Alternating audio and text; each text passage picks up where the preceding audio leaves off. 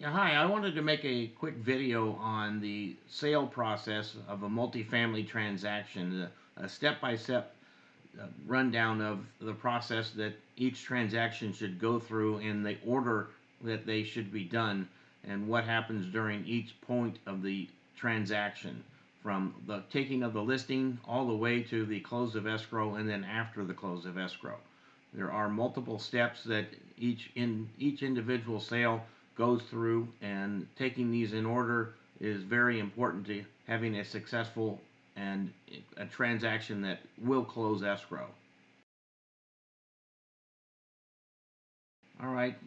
Obviously, the first point of the sale would be to take the listing and getting the listing signed, an agreement from the seller on the asking price, and after doing a market analysis for the seller to help them determine the overall value of the property and what can be anticipated when presenting it to the market. The second step is generating the market materials or the marketing materials, so that once the property is starting to be marketed, it's very easily to be able to send out to prospective buyers, agents, and anyone that might have interest in the property, so that they can easily see images, cash flow, income and expenses, all the inner workings of the property that would have to be included in making the decision of whether or not it's a good investment or not. The third point of the process is listing is promoted, and that is through all the different types of media, social media, uh, the marketing on the MLS, LoopNet, CoStar, anywhere where the property can be placed online, and through print materials, newsletters, all those types of things, so that the property is promoted and exposed to as many people as possible.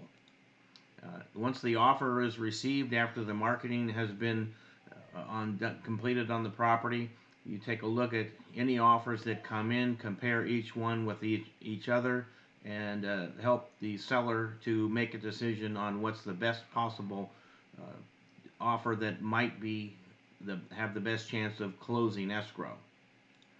Then you go through the negotiation process with a potential buyer, negotiating the best possible price for the seller, and also making sure that during that process you put together a transaction that has a high likelihood of closing escrow. And once you get an agreement on the price and the terms with the buyer and the seller, you move to the next step, which is going to be the buyer's inspection.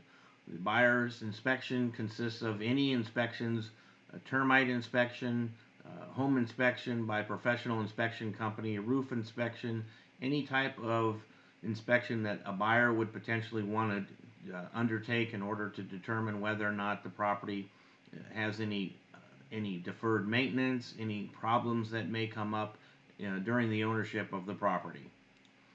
Then once that is completed, escrow is opened, and you therefore move forward with the buyer's earnest money deposit being deposited. Some agents will want to have all the escrow opened prior to the buyer's inspection.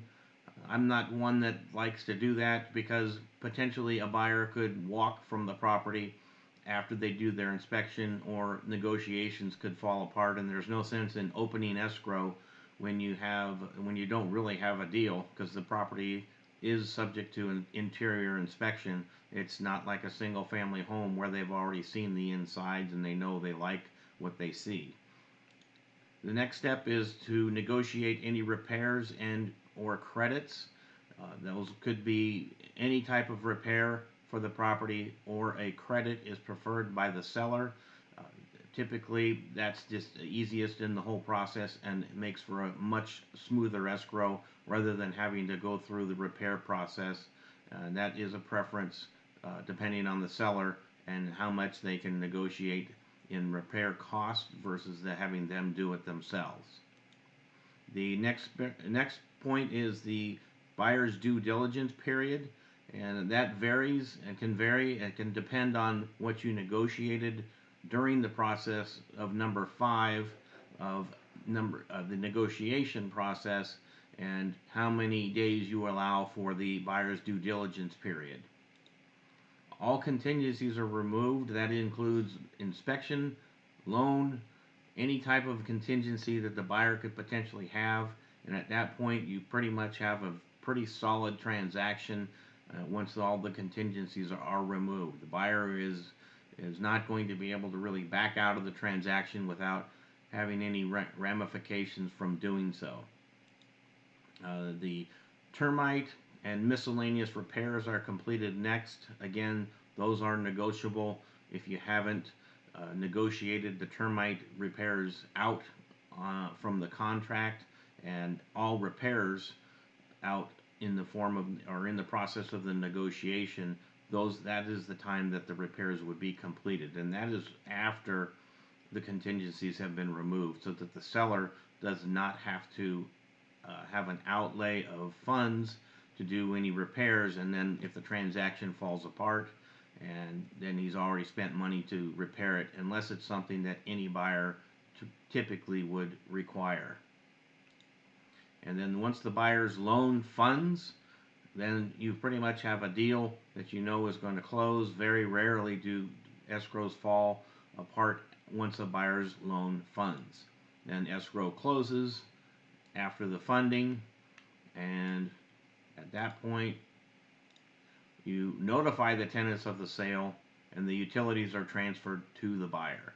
So I hope this helps on how a transaction works and how you can understand what steps need to be done and the order of each step. I'm sure I could go into a lot more detail on this whole process, but this is a quick video to help explain how this whole process works from start to finish. Thanks for watching.